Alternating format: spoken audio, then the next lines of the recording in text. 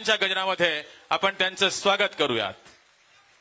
सद्गुरु श्री गंगागिरी महाराज की, सद्गुरु श्री नारायणगिरी महाराज की, बोला पुंडलिक वरदा हरी विठ्ठल श्री ज्ञानदेव तुकाराम पंढरीनाथ भगवान की जय, माऊली ज्ञानेश्वर भगवान की जय, जगद्गुरु तुकाराम महाराज की, बोल सियापति रामचंद्र की, पवन सुत हनुमान की, उमापति महादेव की, बोलो जी भाई सब संतन की, सनातन हिंदू धर्म की, गोमाता की, भारत माता की, छत्रपति शिवाजी महाराज की, धर्मवीर छत्रपति संभाजी महाराज की जय। भवानी हर हर हर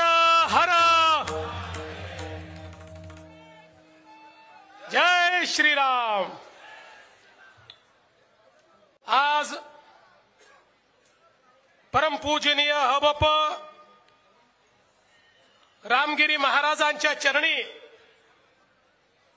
या ठिकाणी प्रणाम करून त्यांच्या निमंत्रणावरून या ठिकाणी माझ्यासोबत आलेले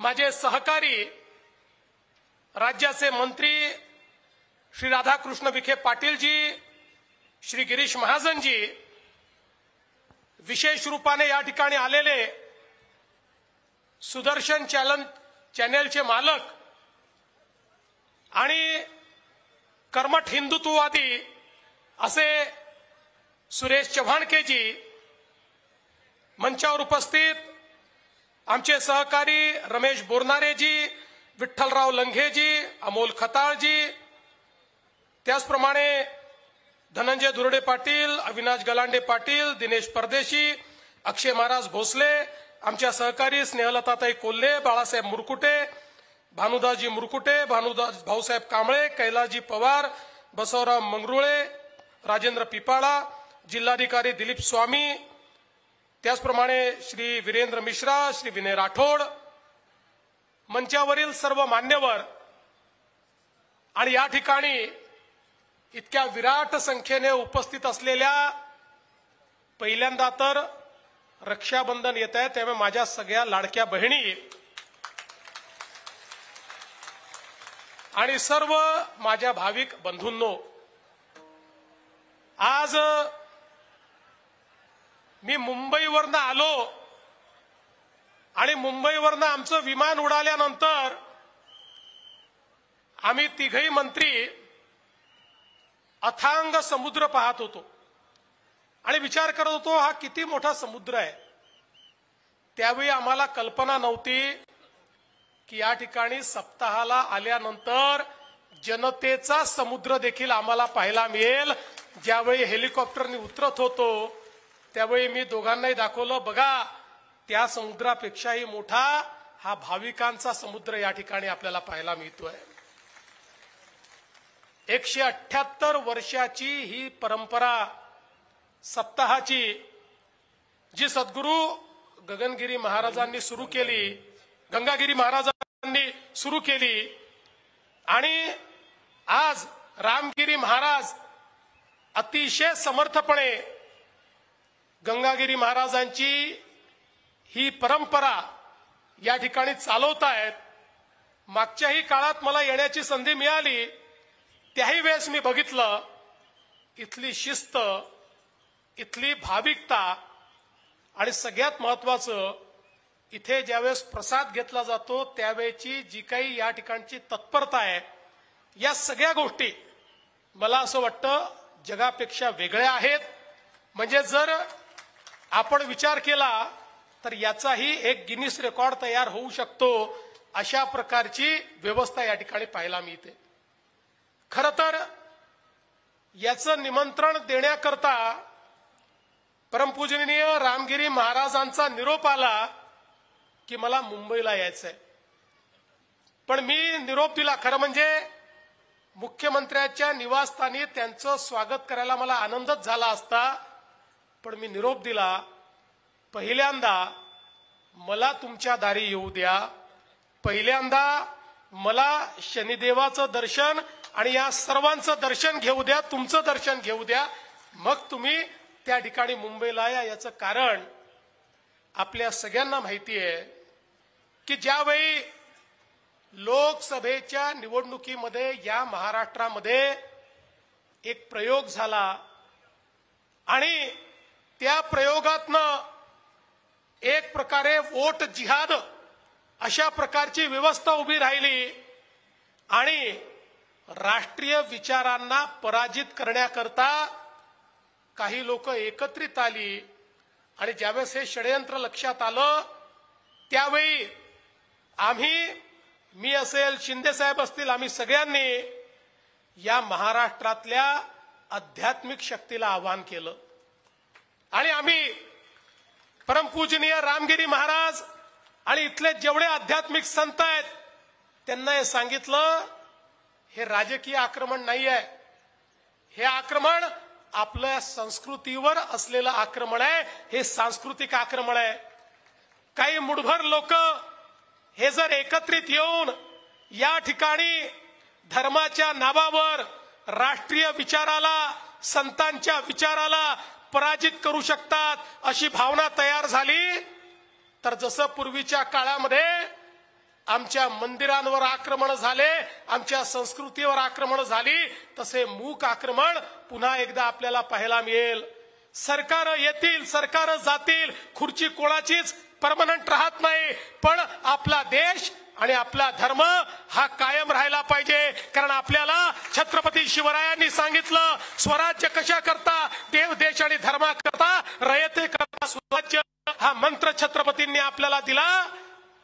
आणि मी खरोखर या आध्यात्मिक शक्तीचे साष्टांग दंडवत घालून यांना प्रणाम करीन की या शक्तीने उभ्या महाराष्ट्रामध्ये चेतना पेटवली आणि उभ्या महाराष्ट्राला सांगितलं की आपल्या संस्कृतीला वाचवायचं असेल तर आपल्याला जाती भेद विसरून सगळ्यांना एक यावं लागेल.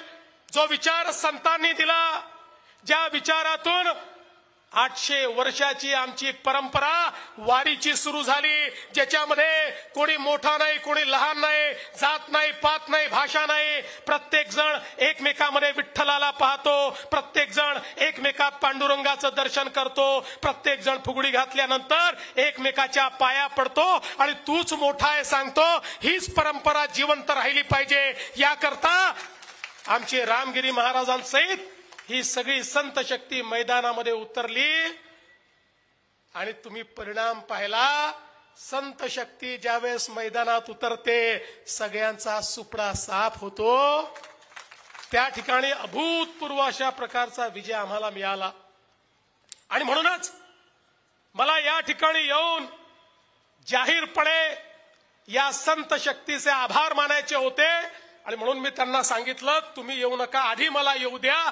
आता महाराज आपण कधी या, आपलं स्वागत मुख्यमंत्र्याच्या निवासस्थानी करायला मला अतिशय आनंद होईल. आज या निमित्ताने मला अतिशय आनंद आहे. आमचे गिरीश भाऊ असतील किंवा राधाकृष्ण विखे पाटील जी असतील, आपल्या सरला बेटाचं जे काही कार्य आहे हे कार्य पुढे नेण्याचा प्रयत्न करतायत. या ठिकाणी भाविकांकरता ज्या व्यवस्था करता येतील त्या व्यवस्था करण्याचा प्रयत्न करतायत आणि त्यातच शनी देवगाव बंधारा हा एक अत्यंत महत्वाचा बंधारा आहे. मला याची कल्पना आहे की हा बंधारा झाला तर आमच्या शेतकऱ्यांचंही मोठं कल्याण होणार आहे आणि म्हणून आजच तुम्हाला वचन देऊन जातो, शनी देवगाव बंधारा आम्ही करणार म्हणजे करणार, निश्चितपणे हा करणार.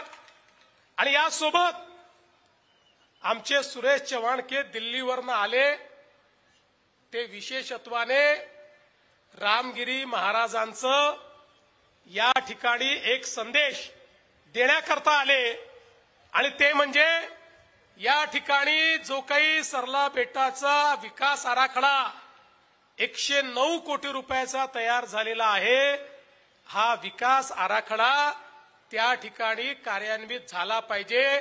सुरेशजी तुम्हाला आणि या तमाम भगवत शक्तीला या ठिकाणी मी आश्वस्त करतो की आपला हा जो काही आराखडा आहे महाराज, यालाही आम्ही लवकरच मान्यता देऊन त्याचंही काम हे आम्ही निश्चितपणे या ठिकाणी सुरू करू.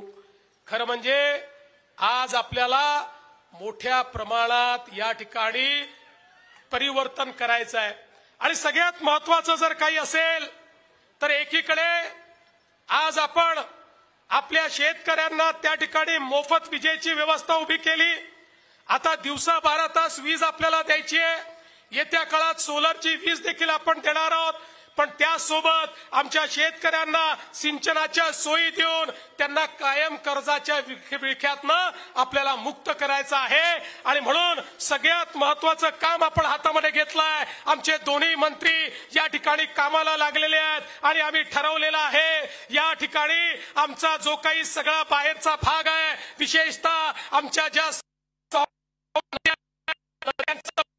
थेट तिकडनं उचलायचं आणि नदी जोड प्रकल्पाच्या माध्यमातून मराठवाड्यामध्ये आणि नगर जिल्ह्यामध्ये आणायचं, जेणेकरून आमच्या मराठवाड्याच्या या पिढीने दुष्काळ पाहिला. पण आम्ही शपथ घेतली आहे मराठवाड्याच्या पुढच्या पिढीला आम्ही दुष्काळ पाहू देणार नाही. त्यांना दुष्काळातनं मुक्त करायचं आहे आणि याचं काम आम्हाला याच वर्षी सुरू करायचं आहे. याची तयारी देखील आम्ही सुरू केलेली आहे.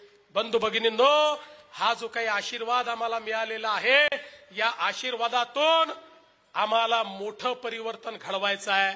आणि म्हणून आमच्या लाडक्या बहिणी असतील त्यांनाही मी सांगू इच्छितो, आम्ही तुमच्या पाठीमागे उभे आहोत. आमच्या शेतकऱ्यांच्या पाठीशी आम्ही उभे आहोत. आणि ज्या ज्या गोष्टी करण्याची आवश्यकता आहे, आपण आम्हाला 5 वर्षाकरता निवडून दिलेला आहे.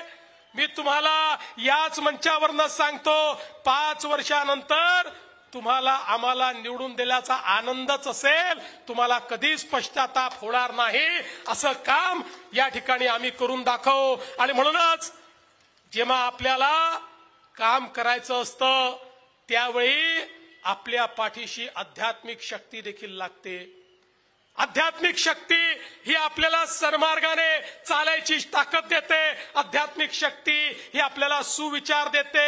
आध्यात्मिक शक्ती ही खऱ्या अर्थानं आपल्याकडनं चांगली कामं झाली पाहिजेत अशा प्रकारची प्रेरणा आपल्याला देते. आणि म्हणूनच ही शक्ती प्राप्त करून घेण्याकरता या ठिकाणी आलो. एकीकडे मंचावरून या ठिकाणी रामगिरी महाराजांची शक्ती आणि चराचरात वास करणारी गंगागिरी महाराजांची शक्ती आणि त्या शक्तीचं स्वरूप तुम्ही सगळी मंडळी या ठिकाणी आहात. तुमची शक्ती आणि तुमचा आशीर्वाद या ठिकाणी प्राप्त करतो. आणि तुम्हाला पुन्हा एकदा सांगतो, आता या वर्षी आलो, दरवर्षी येणार. आणि तुम्हाला माहिती आहे, मी जेव्हा म्हणतो मी पुन्हा येईल तर मी येतोच. आज आमच्या एकनाथराव शिंदे साहेबांना खरं म्हणजे माननीय प्रधानमंत्री महोदयांची वेळ मिळाली, त्यामुळे त्यांना तिकडे जावं लागलं. ते देखील येणार होते. पुढच्या वर्षी आम्ही दोघंही येऊ आणि आमच्या अजितदादांनाही घेऊन येऊ. मी पुन्हा एकदा महाराज आपले मनापासून आशीर्वाद घेतो आणि आपण निमंत्रित केलं त्याबद्दल आपले आभार मानून माझे 2 शब्द संपवतो. धन्यवाद. जय हिंद, जय महाराष्ट्र. छत्रपती शिवाजी महाराज की